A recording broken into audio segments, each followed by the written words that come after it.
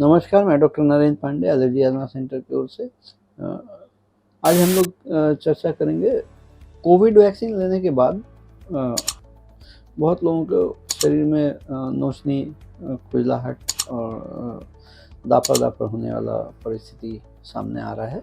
इसके विषय में जो बंधु पुराने हैं, लाइक, सब्सक्राइब, कमेंट, शेयर किए हैं, उनको बहुत-बहुत धन्यवाद। और जो नए दर्शक हमारे हैं, उनसे मैं अनुरोध करूँगा बेल बटन दबा के ऑल अगर दबाएँगे सबसे पहले वीडियो आपको मिलेगा। कोविड एक बड़ा भयावह काल गया हम लोगों की ज़िंदगी में, एक बहुत बड़ा एग्ज़ाम्पल सेट हुआ और बहुत एक्सपीरियंस गैदर हुआ। अब इस कोविड काल में जो महामारी था उससे बचने के लिए वैक्सीन तैयार हुआ। वैक्सीन तैयार होके और सारे देश को, सारे विश्व में ये कोविड वैक्सीन लगाया गया लोगों को। और अब तो स्थिति ये है कि अगर कोविड वैक्सीन का सर्टिफिकेट नहीं है तो फ्लाइट में इधर-उधर आना-जाना भी मुश्किल है। बहुत जगह कोविड वैक्सीन देके ही एंट्री, वैक्सीन सर्टिफिकेट देके ही एंट्री होता है। तो बाकी सब तो ठीक है, लेकिन बहुत सारे लोगों में आजकल हम लोगों के पास जो लोग आते हैं उनमें बहुत लोगों में देखा गया कि बिल्कुल नॉर्मल थे, लेकिन कोविड वैक्सीन लगने के बाद किन्हीं का फर्स्ट डोज़ या किन्हीं का सेकंड डोज़ लगने के बाद से उन लोगों को इस तरह का प्रवणता सामने दिखाई पड़ना शुरू हुआ है। बदन में अलग-अलग जगह शरीर में खुजलाहट होना, नोचनी होना, दापर-दापर होना, इस तरह का चीज़ हुआ है। तो ये जो कोविड वैक्सीन दिया गया, ये कोविड के अगेंस्ट में इम्यूनिटी बिल्टअप करने के लिए हमारे शरीर में दिया गया। अभी ये इम्यूनिटी जो बिल्टअप हुआ, इस इम्यूनिटी बिल्टअप होने के दौरान चूँकि ये इम्यून सिस्टम का एक काम था, इस इम्यून सिस्टम में ही कुछ इधर-उधर होने की वजह से कुछ लोगों में ये नोचनी वगैरह इस तरह का एलर्जीज़ आना शुरू हो गया। और इसमें बहुत से लोग anti allergic, anti histamine tablets का यूज़ करते हैं और आराम पाते हैं।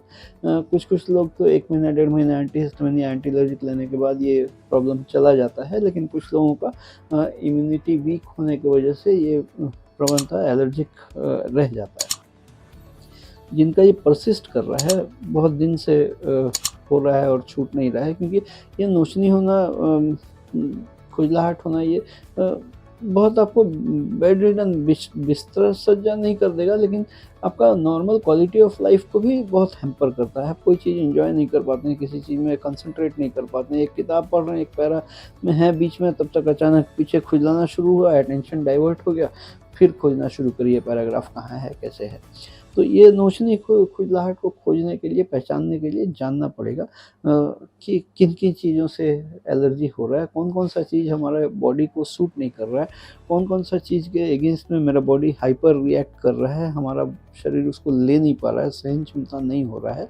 उनको पहचान करने के लिए हम लोग को मॉडिफाइड स्किन प्रिक टेस्ट, चमड़े में एलर्जी टेस्ट करना होता है, जो गोल्ड स्टैंडर्ड ऑफ टेस्टिंग है। वर्ल्ड एलर्जी ऑर्गेनाइजेशन या वर्ल्ड हेल्थ ऑर्गेनाइजेशन के द्वारा अनुमोदित ये पद्धति है। तो ये एलर्जी टेस्ट करके जब अपन पहचान लेते हैं किन-किन चीज़ों से हो रहा है, तो उसके खिलाफ हम लोग शरीर में allergen extract specific immunotherapy vaccine तैयार करके देने से बॉडी में उन चीज़ों के अगेंस्ट में शरीर में इम्यूनिटी, रोग प्रतिरोध क्षमता तैयार हो जाता है। जब ये रोग प्रतिरोध क्षमता तैयार हो जाता है, तो ये सारा समस्या का निदान हम लोगों को मिल सकता है। इस तरह का परिसेवा लेने के लिए अपने नीचे दिए गए अपॉइंटमेंट नंबर में कॉल करके, फ़ोन करके आप लोग आके अपॉइंटमेंट लेके ये परिसेवा ले सकते हैं। और मैं कोलकाता में सियालदह स्टेशन के पास मौलाली मज़ार और इंटर सिनेमा हॉल के बीच में बैठता हूँ। ये परिसेवा लेने के लिए आपको सशरीर आना पड़ेगा। एटलीस्ट ये टेस्ट करने के लिए आना पड़ेगा। वैक्सीन तो भले बाद में अगर दूर के आप हैं तो कुरियर से भी जा सकता है। और वैक्सीन का नाम सुन के जैसे लगता है इंजेक्शन है, ऐसा नहीं है। अपने यहाँ जो एलर्जन एक्सट्रैक्ट स्पेसिफिक इम्यूनोथेरेपी बनाते हैं वो ओरल फॉर्म में बनाते हैं, मुँह में जीभ के नीचे ड्रॉप्स खाना पड़ता है और बहुत सिंपल, कंफर्टेबल है। इसमें कोई दुश्वारी नहीं है। आज के लिए इतना ही। आप लोग खुश रहें, स्वस्थ रहें। मैं doctor Narendra Pandey, allergy asthma centre, Kolkata की ओर से।